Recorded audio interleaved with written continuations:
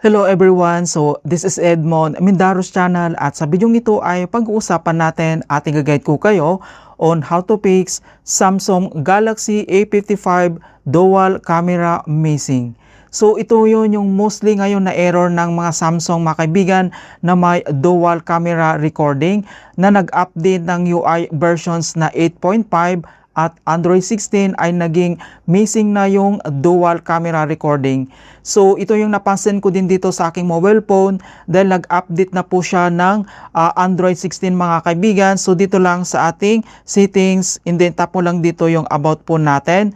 So dito lang sa kanyang software na informations, makikita mo dito na nag-update na yung UI versions 8.5 and then Android version 16 na po siya. And then ang problema dito, nawala na yung dual camera ko. So dito yung napansin ko dito lang sa video, itap mo lang dito yung more and then as in talagang missing na yung dual camera recording natin dito. So hindi na natin magamit yung dual camera recording. Okay, so kung paano ba natin ito maibabalik yung dual camera recording natin dito?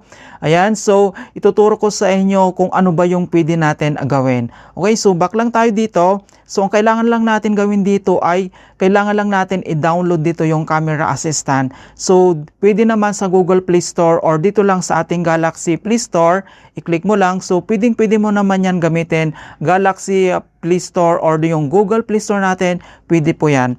So dito lang sa ating Galaxy Store, so i-type mo lang dito yung camera assistant.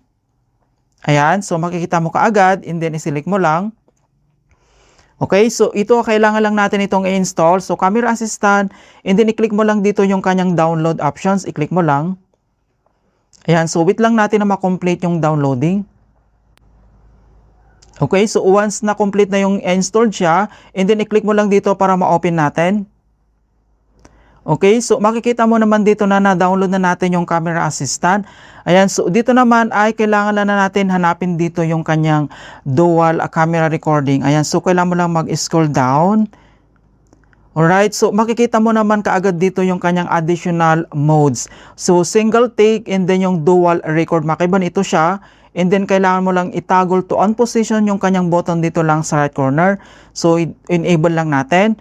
Okay, so once na-enable na natin dito yung dual record and then kailangan lang tayo mag-back and then open lang natin dito yung ating camera. Okay, so same lang dito sa ating video and then itap mo lang dito yung more. Ayan, so makikita mo dito na bumalik na yung dual record natin, so nandito na ulit siya.